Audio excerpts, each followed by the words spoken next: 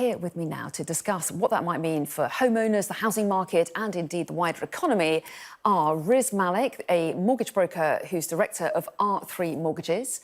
And Riz Malik, we heard Vicky there mentioning the housing market and people who are holding mortgages. Obviously those with tracker and variable rates will be watching particularly closely if rates do go up for the 10th consecutive time. How quickly could that feed into their bills? That could feed in very quickly. Usually what happens when there is a base rate change, notifications are sent out by lenders telling people exactly when that will be applied to their account, and it could be as soon as shortly afterwards or from the next monthly payment. Even before I came on today, I had a client worried about his tracker rate mortgage and with the impeding 0.25 or 0.5% increase today and the implication that that's going to have on his monthly payment. So there is a lot of worry for people who are sitting on trackers and variable rate mortgages at the moment. And Riz, what about fixed rate mortgages? I mean, does this affect the offers that people will get as well in future? So fixed rate mortgages, surprisingly, especially in the last couple of weeks, have actually been coming down. We expected a price competition or price war to start up in January. It took a couple of weeks to get going. But if anything, fixed rates have actually been coming down compared to what they were previously, especially from September, October from last year.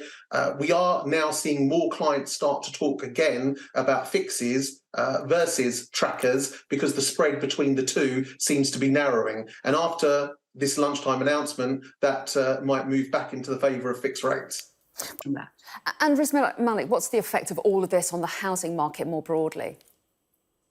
Well, surprisingly, January's been really busy with purchase activity. We weren't expecting that because a lot of people do still think there's some mileage in interest rates increasing. But some people have come to accept the fact that the rates are the rates. They're not putting their life on hold and they still want to move or buy their first home. So January has been very surprising for people looking to want to buy and move house.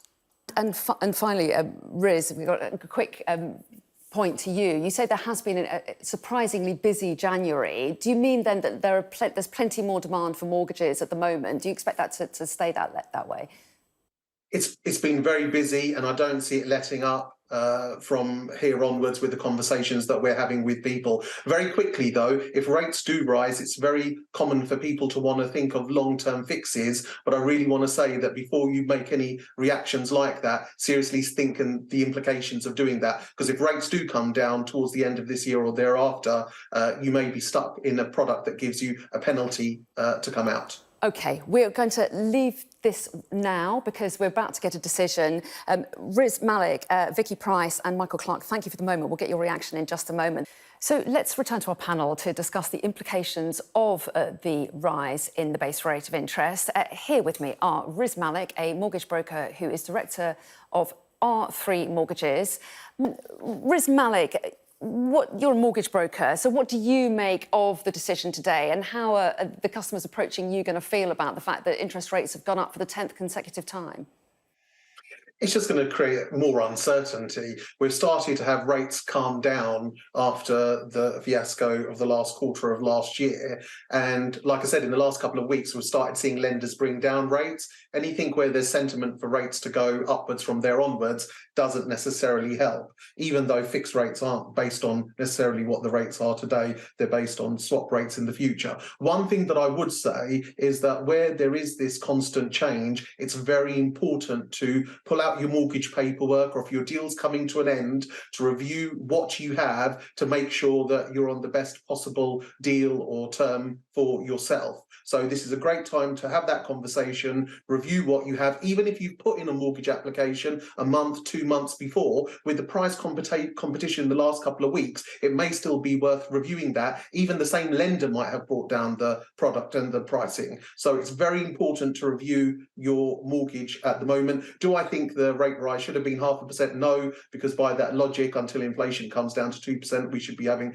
rate rises. Prior to today, the Bank of England itself was forecasting inflation to somewhat halve by Q4 of this year and drop down to under 2% by the year thereafter. So although I agree with what Ed was saying about the rates, we might be nearing the peak of the rate rises, and that's what people are considering when they're thinking of locking themselves in to long-term mortgage products. Riz Malik, I can see you nodding your head there. What would you say the impact of all of this is having more generally on the housing market?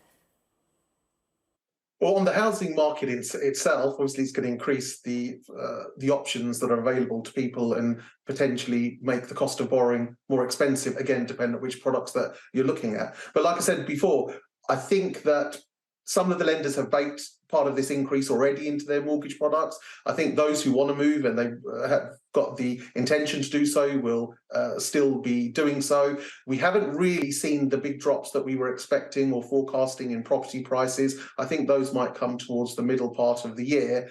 But yeah, I completely agree with that last point. I don't think they're necessarily, in terms of achieving their goal, I don't think it helps. But the rates are the rates at the end of the day, and those are what we have to work with. And really interesting to hear what the Bank of England themselves say about this in their news conference, which is in about 3 minutes' time. So we need to wrap things up, but we really appreciate your thoughts. Vicky Price, Michael Clark and Riz Malik, thank you all very much indeed for your reactions.